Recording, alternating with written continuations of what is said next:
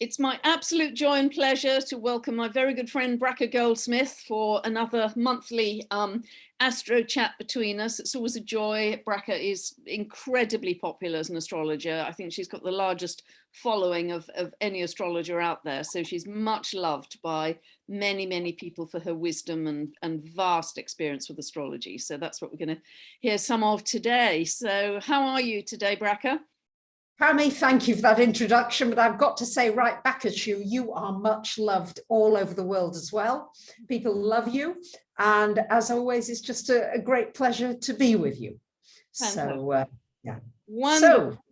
So would you like to start by giving us some thoughts about the eclipses that we're in right now, starting on Friday? We're into that energy already.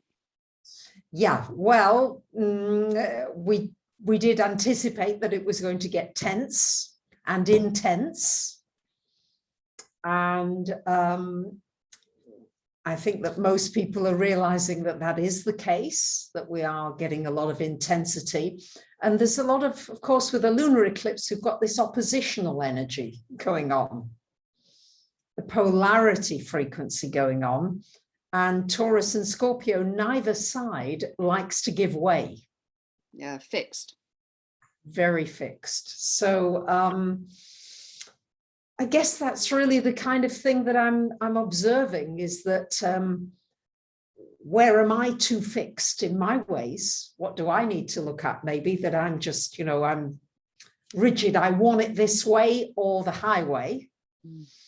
And where are we being too rigid with one another, maybe? And where do we need to get a little gentler, kinder, more understanding, being able to see that other perspective?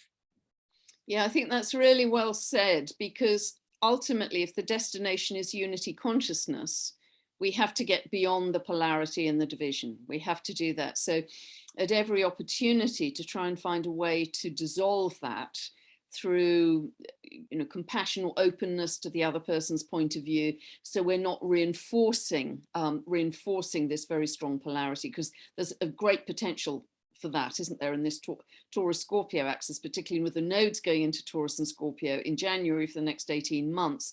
As you say, that is such fixity, such determination to, yeah, you've got to see it my way. And I think somehow energetically we have to get beyond that. Yes, yes, that's beautifully put. Yes, energetically we've got to get beyond it. And I think I like the way Eckhart Tolle describes it, is that we have to stay really conscious if somebody's doing something we don't like or we don't agree with or is unjust, because there's a lot of injustices out there in many, many, many different areas, from racism to sexism to you name it. It's getting stronger. Yeah. And I think that if you're angry about something, it's important to be conscious when you are acting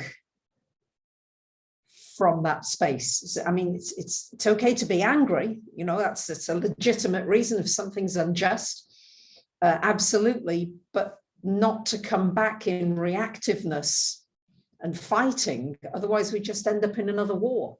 Yeah, and that's what humanity's done. Perpetuate the wars and the division and the fighting that have gone for thousands of years, and we never get out of that loop. So this is our opportunity, I think, with much higher frequency energy coming in, to break that pattern, break that pattern of constantly, whether it's, as you said, whatever kind of ism it is. It doesn't matter what kind of ism it is, it's all the same stuff at the end of the day, isn't it? And we have to get to that higher place of taking a breath, not just reacting, stepping into our higher self and recognizing that that person might have had a really tough day today. So to be cognizant of that and try and find the place of unity rather than defending our own opinion. And I think I go to the Pisces side in me, because as you well know, Bracha, Sun and Moon Pisces, and that side of me doesn't really have to be right. I don't really care. Yes. There are other parts of me that I recognize that do. I love your Mars in Aries and your Scorpio rising. Yes, absolutely. And so, you know, I'm very aware, and everybody's got these different parts, but try and go to the bits in your chart that don't need to be right, that can rise above opinionation. And I think that might be, and what helps us, I think, at this lunar eclipse, and we're well into this energy already on Friday, is that the moon is quite tightly trying to Pluto.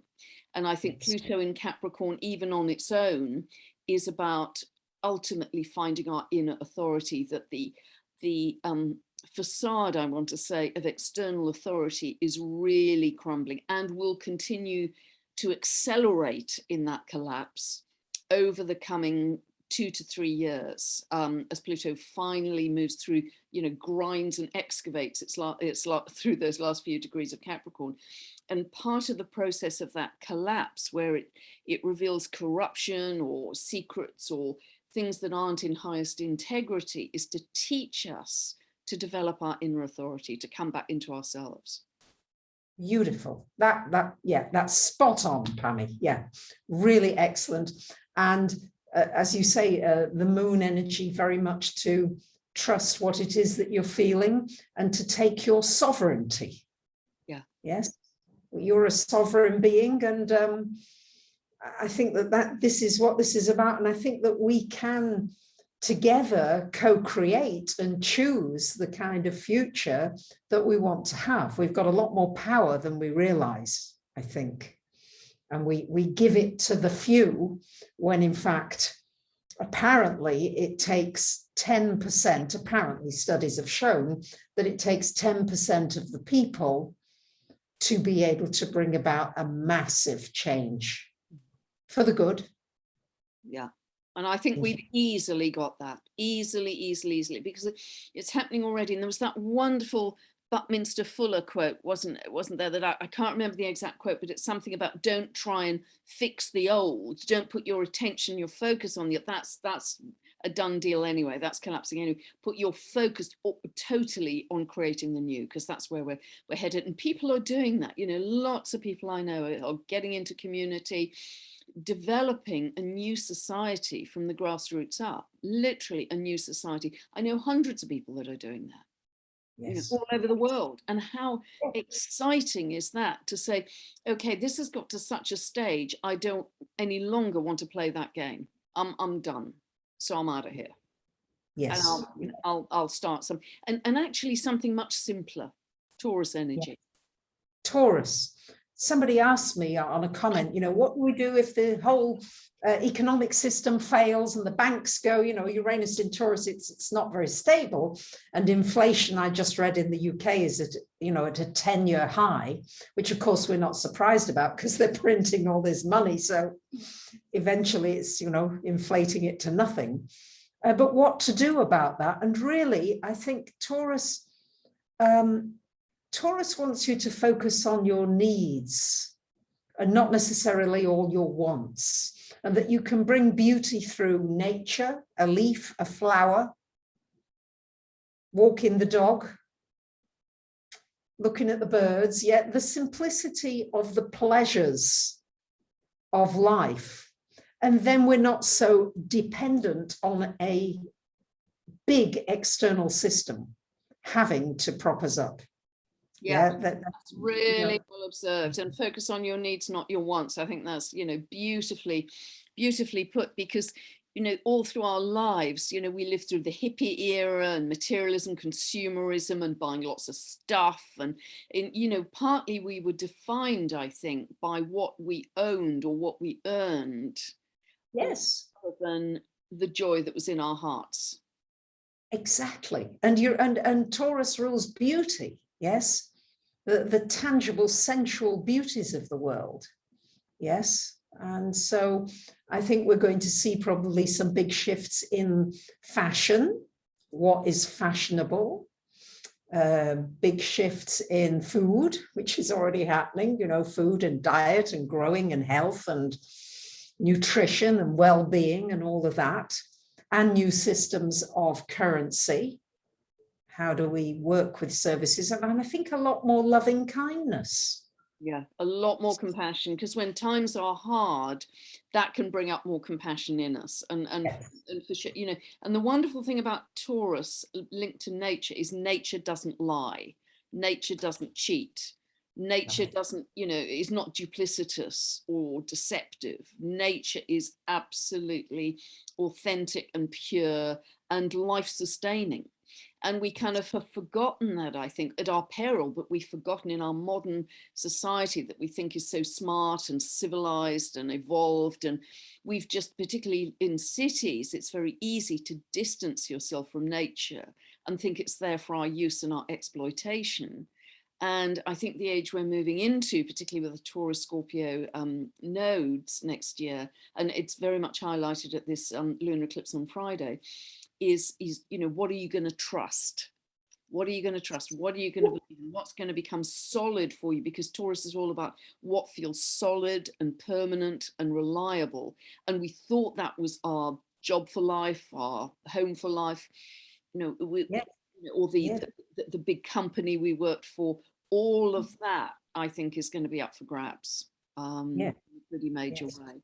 So you've got to go deeper. You've got to have something even more fundamental, and that's your connection to nature, I think. Beautiful. And also, of course, the energy of Taurus, Scorpio. Scorpio has to do with our debts. What are, you know, these old karmic debts, the physical debts, the money, the printing, the abuse of the system by those in charge. I mean, I don't know how else to put it. The lies, the cheating. Yeah. I mean, Janet Yellen from the Fed said, I don't know exactly when she said it, but it's, you know, written down quotes. We won't see another economic crisis in our lifetime. And then a year later, we will see an economic crisis in our lifetime. And it's just like, what do you believe? And I think the energy is, you know, what karmic debts need to be repaid and finished and sorted. And I think the South Node in Scorpio is going to bring out all the stuff. Yeah, and you know, it's about sexual crime, financial crime, and misdemeanor, and this can be really dark, dank, murky, very. I just think of cockroaches and beetles, and you know, a room that hasn't been cleaned for hundreds of years. And all of a sudden, bright lights are going to be shone in that room. And yeah, I really agree. And I think this could be, you know, deep, very long-term secrets, not just decades, could even be hundreds of years. In our individual case, it could be lifetimes going back, where we suddenly have things revealed to us that we were barely aware of in this life. But I think on a collective level, this is very much about secrets coming to light, sexual secrets, financial secrets, but also, of course, this is about the whole financial system, and that's going to be highlighted in the coming months with Venus is now in Capricorn, and Venus is going to be, you know, conjunct Pluto on Christmas Day, the day after the exact Saturn Uranus square. What a Christmas this is going to be. It's intense. The solstice, the Christmas. I mean, you know, don't expect this to be just, you know, sailing on calm waters. Don't expect it. And if you don't expect it, that's a much easier way to deal with possibility. Yeah, it's like, it's okay if you can make it all right with you, that it might be a little bumpy. I mean, I got to the stage where traveling to New Zealand recently, you know, it was choppy at times, and I just had to almost like turbulence. I can't say I love it, but I got to like a little bit of it. So can we begin to like unpredictability? Because so many people are looking for the pension for life, as you said, the job for life, all these things. This is not the kind of security that we can be looking for. We need to look for different kinds of securities. And Taurus would rule our values. So what are the values that you want to cultivate? What are the values in your garden, Taurus, your garden, that you want to cultivate? And I think that would be the kind of introspective Yeah, and I think there's going to be a massive shake-up in people's values. I mean, that is already, we've certainly over the last couple of years, we've stopped buying stuff. We have a very different focus on what's important in our lives. And I think that question, what's important in your life now, is all about, and it's also Uranus and Taurus till 2026. It shakes up anything which has become stale and routine and comfortable. Yes. Because it wants to get you to a higher level of being. So it's going to shake up whatever you thought was, would always be there for you. Might be bricks and mortar, might be your job, whatever. And it's going to shake it up and say, you've actually got to grow spiritually. And that's the point of this uncertainty, to teach you that the only anchor is within yourself. Beautiful. Oh, Pammy, yes. That's so well delineated. Yeah. Excellent. Yeah.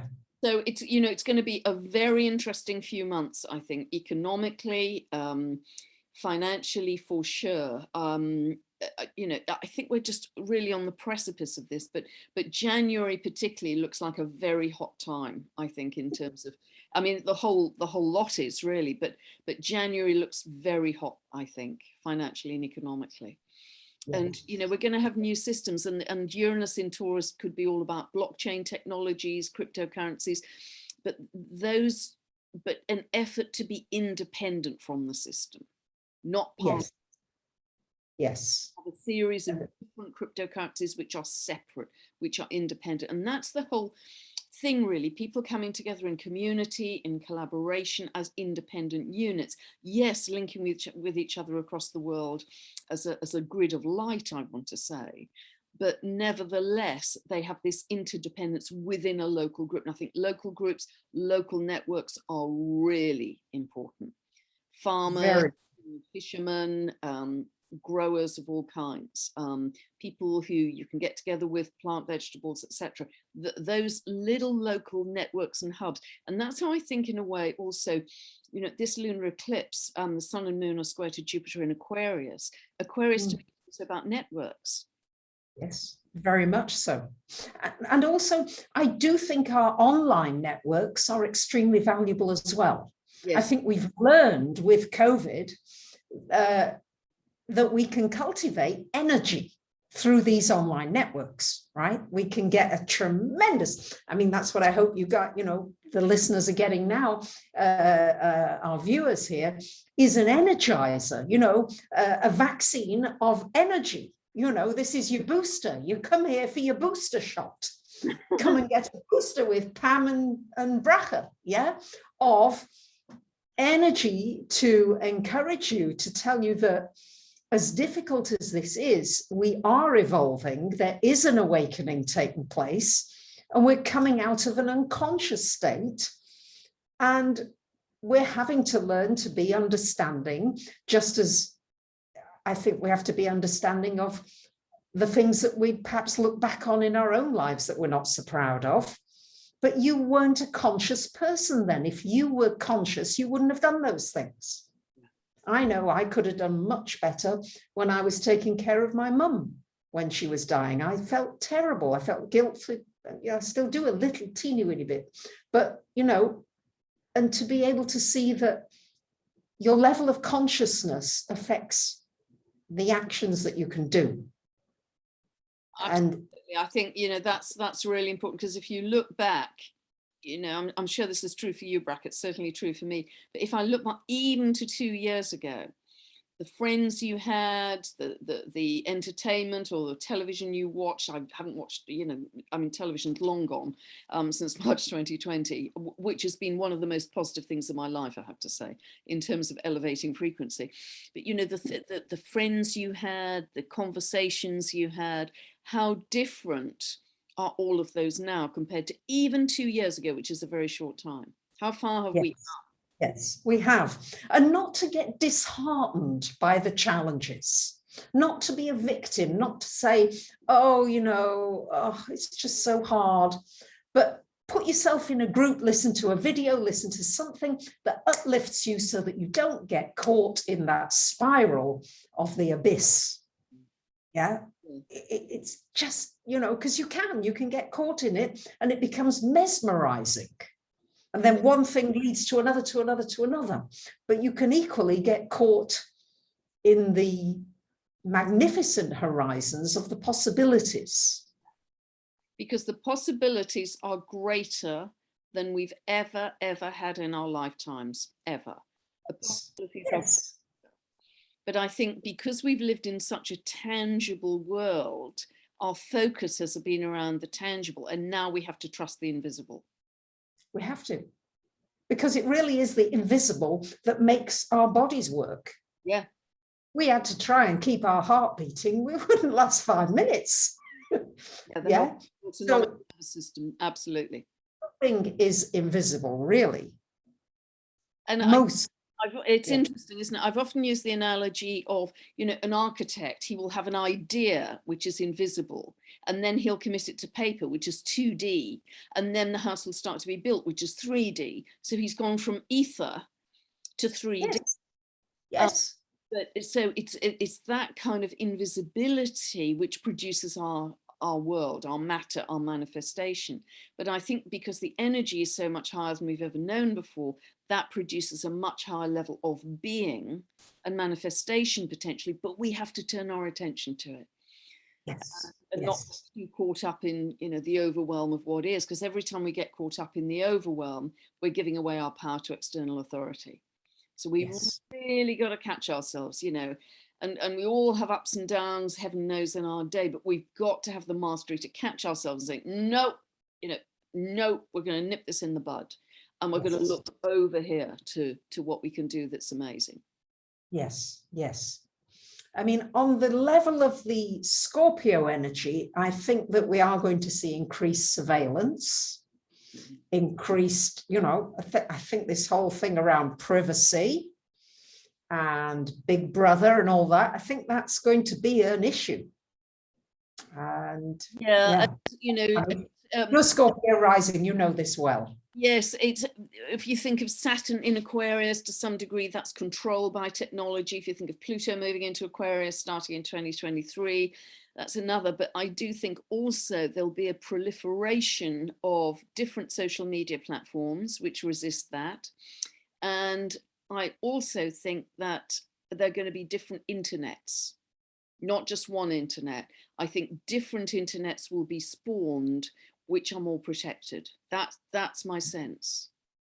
And that would be terrific. So we're not all just herded like sheep into something that's overseen very differently.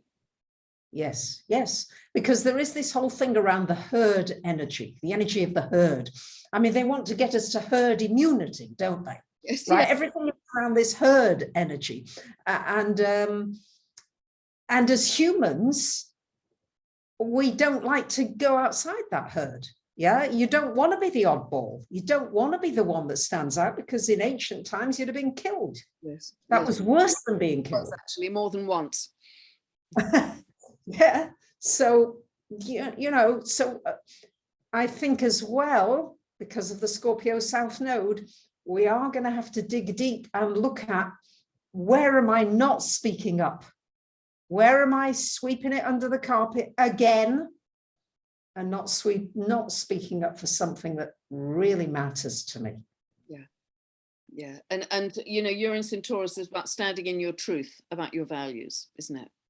Yes, very much so. And we've got that solar eclipse in Sagittarius on December 4th, which is about truth. Absolutely. Truth, freedom. How do you feel about that, Bracha? Over to you. How do you feel about it, Pammy? I started the last one. Well, it's the last eclipse in Sagittarius for 9 years, isn't it? Yes. And yes, it does have for me, it has a freshness and a vigor and an energy to it that feels very positive. I mean, it is a big new beginning. Eclipses always are, but it's a total solar eclipse. It's only the second one we've had this year. So in that, you know, in that sense, it's very, very powerful. And I think there's just, I mean, Sagittarius is fire, and there's just this feeling of vigor and energy and moving forwards. It could even be connected to the galactic in some way. because it's about long distance travel, isn't it, as well? And there's a very tight quincunx between Sun, Moon and Uranus. Again, very much the alien, the foreigner, the galactic. So it's almost, I almost have a feeling in looking at the chart for the solar eclipse that it's almost like another step into becoming galactic citizens, another sense of that, which could be, you know, which could be really wonderful. I think it's very feisty energy around that. We've got Mars exactly within 8 minutes opposite Eris. This is feisty warrior energy. So, you know, there's quite a lot of kind of upbeat, surging energy that I think is very, very positive. It's not stuck, it's not stale, it's vigorous. But yes, I think it's very much about truth. It's very much about freedom. You know, Jupiter in Aquarius to me is all about freedoms and human rights and how fully they're being respected. And Mars is actually square. Mars is square to that Jupiter. Yes, yes. So in fact, that is actually, yeah, that's quite a configuration. So Mars is very tightly, it was a quincunx. Did I say a quincunx? Should have said a quincunx, but also square. Mars is square to that Jupiter. So there's a sense of crusading here, crusading for those very important values and for community and for truth. Yes, yes. And also I think the squares and the quincunxes, there's a discomfort. You know, where are you feeling the discomfort? Yeah. And are you going to be honest about it? Because the Sagittarian energy is honesty, blurting it out, coming out with it. Are you going to be honest? Yeah, absolutely. You know, that is so true. And the need for that in terms of your integrity. And I also think because it's a South Node eclipse, it's quite interesting. The lunar eclipse this Friday is a North Node lunar eclipse, which is like an ending, but also a beginning. So it's really emphasizing that. But the total solar eclipse, big new beginning, because it's a big new moon, is conjunct the South Node. So again, we have this sense of a pivot point of the old world and the new that's so strong. And also, you know, being the last eclipse in Sagittarius for another 9 years, I think that's really highlighting things like the education system, the legal system, systems like that, which may not be operating perfectly as they have in the past, or, you know, they certainly have operated better in the past. They're now coming much more under question, I think. Yes, absolutely. And I also think people going back to a deeper spiritual practice. Yeah. Sagittarius is the searcher, this quest for meaning. And so I think there's this going back, in a sense, to what will give me that sense of meaning now. All my structures are crumbling. The things that I used to know, even friends, family, they're changing. What can I go to that will give me that sense of inner security and connectedness with God or source or whatever it is that you believe in? And I think we'll see a resurgence of that, possibly, of that being I think a pillar. Yeah, really important. I think there's a huge issue here around belief systems. Huge around belief systems. And because it's a South Node eclipse, we are really being asked to look at those belief systems and are they still valid for our current time? I think I think that is going to be a massive part. And you know, we must remind people that it isn't just for that day, sort of 3rd, 4th December. No. That energy, well, we're in that energy already, and for another 6 months until next. Yes, it doesn't go away suddenly. Exactly. I mean, some things in astrology, as we know, are just kind of transitory for the day or a couple of days. This is a lot. It's a process, and it's a process of evaluating your values, but also your belief systems, and saying, are they still valid in this current time? Yes. That they're not. Yep.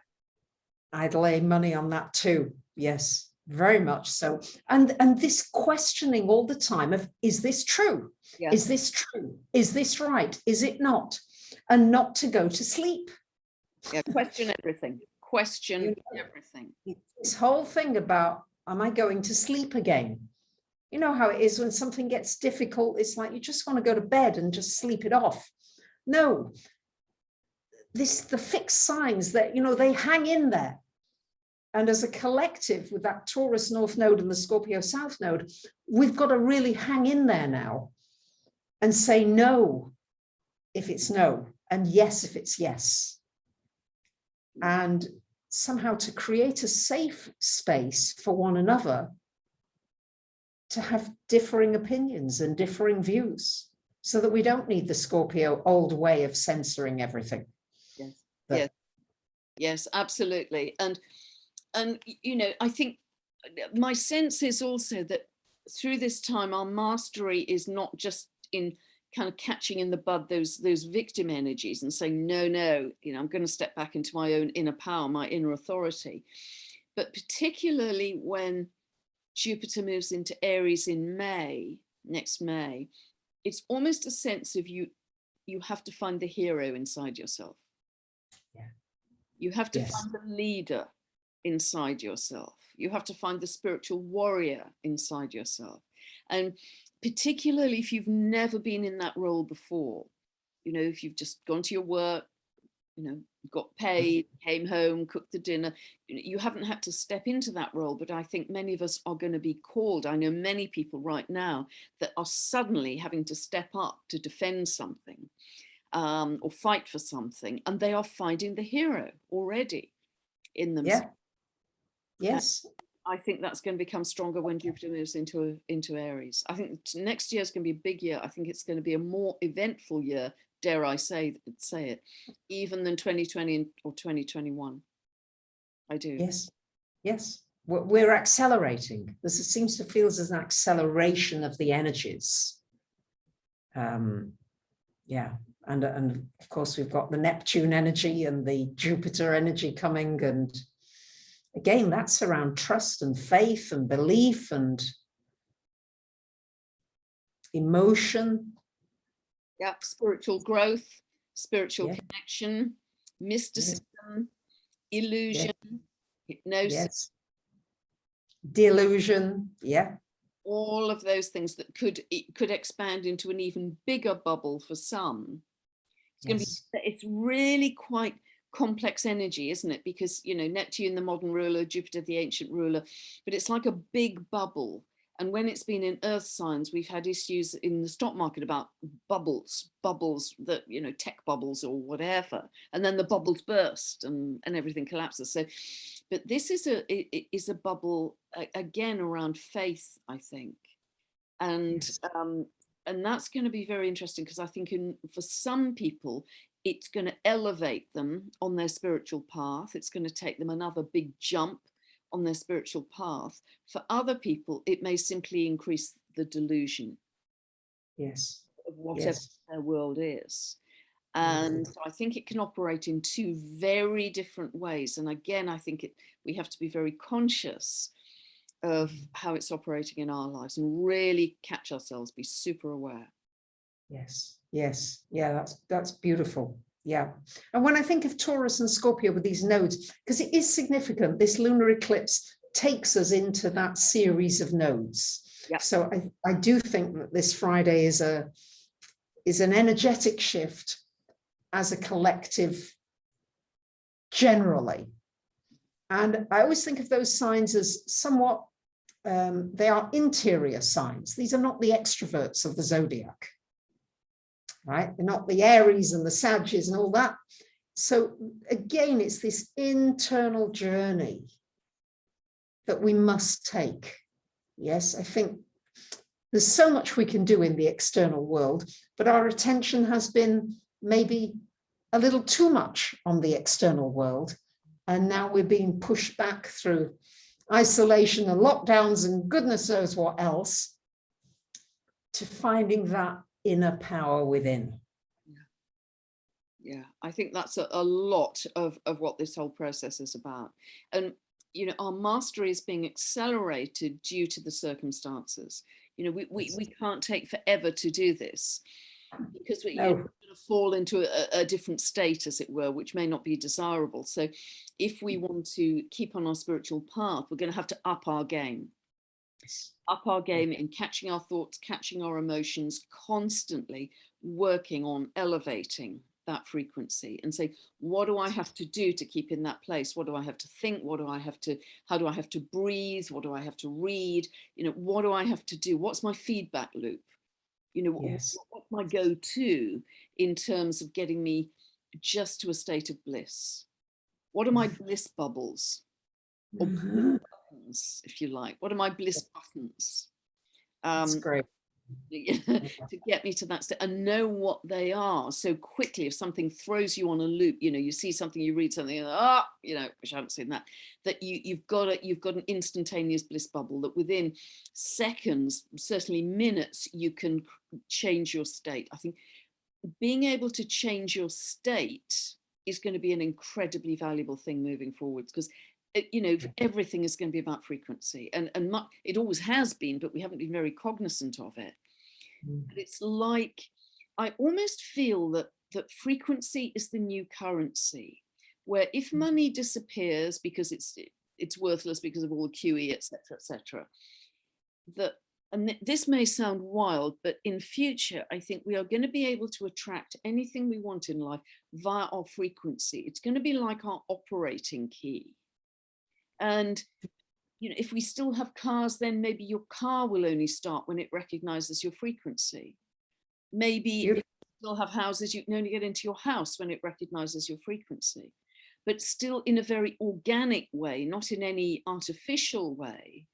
But it's everything in your world being a frequency match without having to have all the gadgets and da-da-da-da. You know, I may not be very clear about this yet, but that's my sense, that we're going to elevate our frequency and that becomes our operating key to our world. Does that make sense? Beautiful. It's no longer how much money have you got in the bank, but what's my frequency? And you know, when you come into contact with somebody who at a very high frequency, you're affected by that. It affects you on a very positive way, doesn't it? It affects you in a very positive, it's infectious energy. So the higher you can get your frequency, and what's high frequency? Being kind, being patient, being loving. Yeah, laughter, joy. Laughter, joy. Yeah, bliss, peace, you know, all of those things are high frequency. Feeling very happy, feeling contented, they're all high frequency. Yeah, absolutely. You've frozen there, Bracha. Yes. We're good. Yep. You just froze for a moment. So yeah, and you know, so I think that becoming our focal point will serve us very well, because my strong sense is everything in your life cascades from that. You get that right, and everything in your life starts to work better. That's absolutely your kernel, your center of how life operates. That's your operating system, as I say. So, you know, we're going to become much more aware, because we've lived so externally in the past, haven't we? We've you know, bowed or recognized external authority, everything, you know, we've bought stuff externally. We haven't, certainly in our lifetimes here now, it might have been very different way back in history, but there hasn't been enough cultivation in general, I think, of the inner world. And that's going to be a huge part of this shift. Yeah. That's the next step, to quote your website. Yes. Yes. And anything else, Bracha, in 2022 that you're seeing us? 2022, well, 6. So it's a 6 year. Right. Isn't it? 2022. I'm not that hot on the numerology, but I do believe that 6 is very practical. Yeah, it's like meat and potatoes, the bread and butter.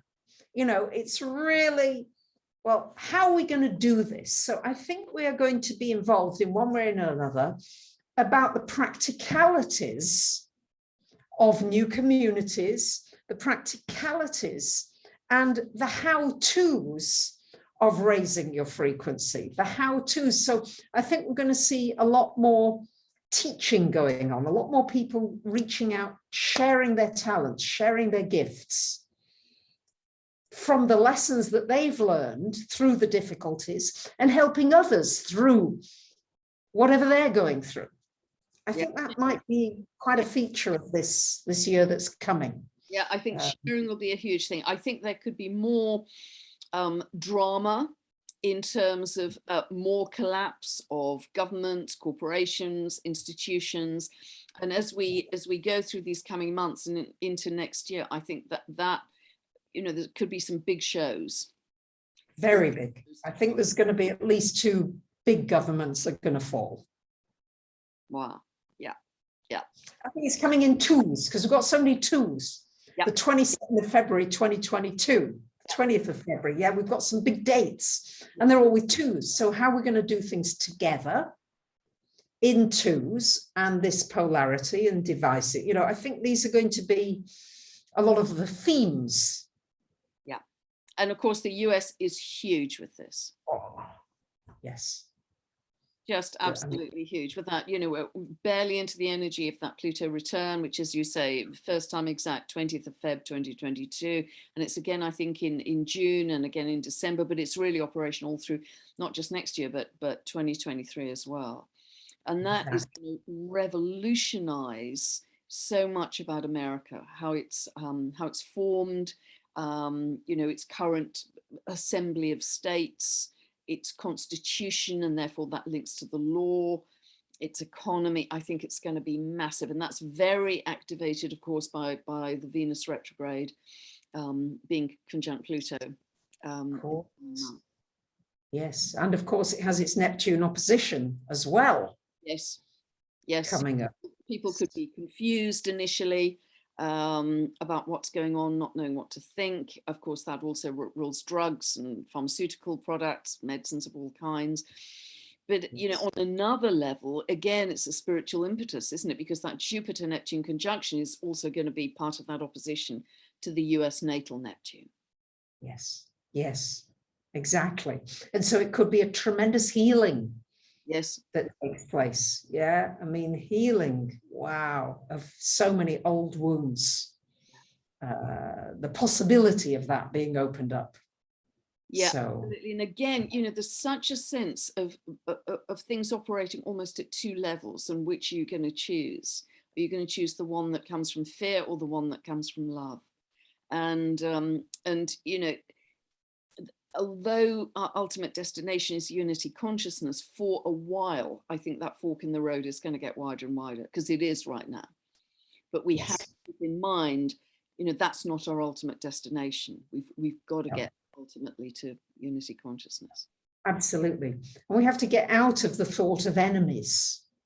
Yes. Not get into this energy of these people are my enemies for the way that they're behaving. No. They're just not very conscious. If you can see it from that perspective and not get into the enemy consciousness, then I think we are raising the frequency.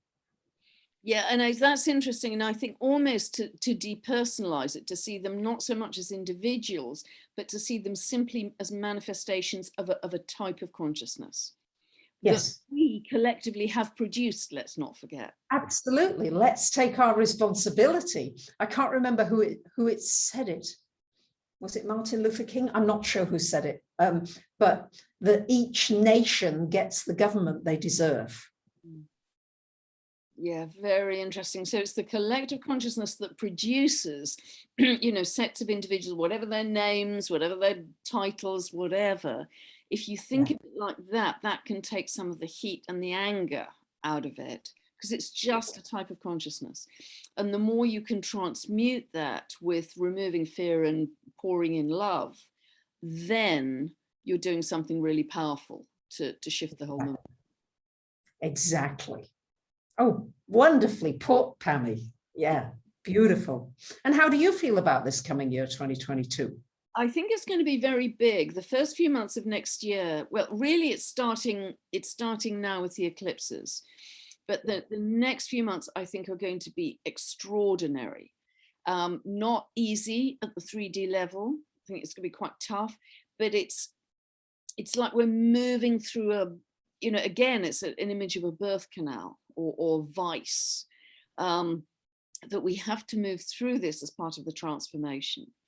Yes. And then when we get through it, particularly around April with the Jupiter-Neptune aspect, I think there are going to be other gremlins happening at that time to try and interfere. But nevertheless, I think for me, this is almost the toughest bit that we're entering. And I know people may not want to hear that, but it isn't an extended period. We're looking at a few months. Not that it's going to be perfect by April or May, that we'll have, thousands of years of systems will have collapsed by then. Not at all. This is all a process and a progression. But Yes. we move closer to what mystics have said for thousands of years, that's 2032, that's the golden age. The closer we move to that, I think the more the energies ease up a little. Yeah. And it's down to us as well. That is down to us and our co-creation, because it isn't just that the astrology, I said this in a short video I did recently, it isn't that the astrology gives you 100% of the picture. To me, it just gives you about half the picture. Yes. That is not yet played. So how are we going to play it? So when people say, well, sort of what's going to happen? Well, the answer is, well, it's down to us, really.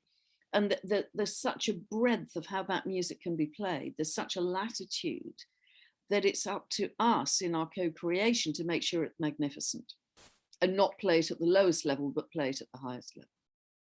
Beautiful. Beautiful. Yeah. So we've still got a lot to come, and a lot of, I think, massive change in governments, top-down institutions, really through next year and even some of 2023. Top-down authority is going to be challenged very significantly as not having worked that well. I think top-down authority, and that's why I think it's got to be bottom up, grassroots up from this point on. And it's happening already. It's not that we have to invent it. It's there. I am so proud of so many people I know who are stepping up to really defend what's right. I've got quite goosebumps. Yes. Actually. Yes. It's kind of come from nowhere. Might have just been a housewife at home or a mother or whatever. That isn't to say what they were doing wasn't important. It was very important, but they weren't out in the world, let me say. And they're now stepping out in the world to say, this isn't right. And, we've got to abide by higher principles than this for humanity. Beautiful. Yes. I'm seeing that all over the place. I mean, there are so many brave people coming out now, doctors and nurses and teachers and so many.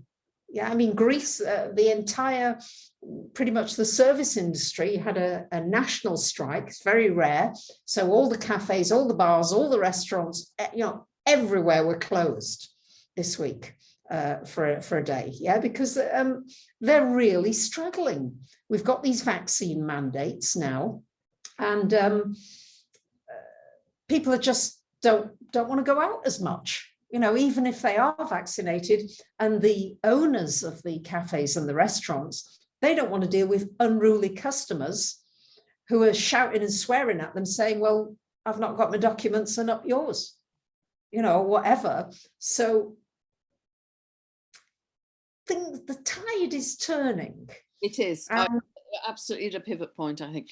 This is a pivot point as we go into these next few months, a pivot point for humanity. So choose wisely, be aware of the enormity of what we're going through energetically, and choose wisely and really feel good about the choices you're making, but be conscious in every moment, because it would be easy just to sleepwalk through it, doing what everybody else is doing, because of course it's always easier to do what the majority are doing.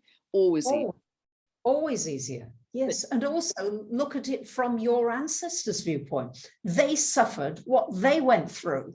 Yes. Enormous. I mean, just unimaginable.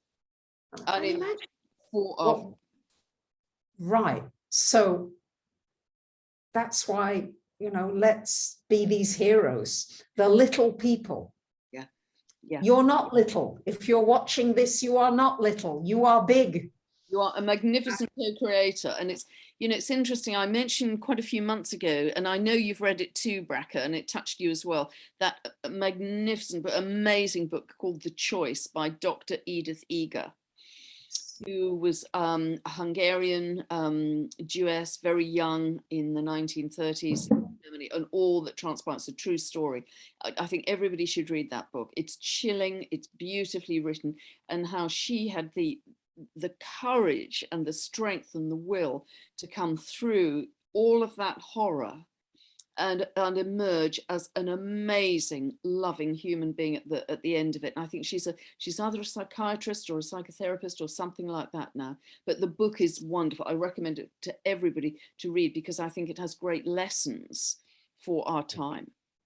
Yes, very much. And she's a whole load of fun. You want to watch some of her videos, because she was a dancer, and she, you know, even now at the age of 96 or 95 or whatever she is, she'll give you a, you know, a leg kick up on stage because she can still do it. So, you know, her videos. Wow. If she, this little threepenny bit, can come through and do what she's doing, then hey, you know, just think of the people that went before you and what they did for us. And let's not be hypnotized. I'm speaking for myself here, you know. It's well said.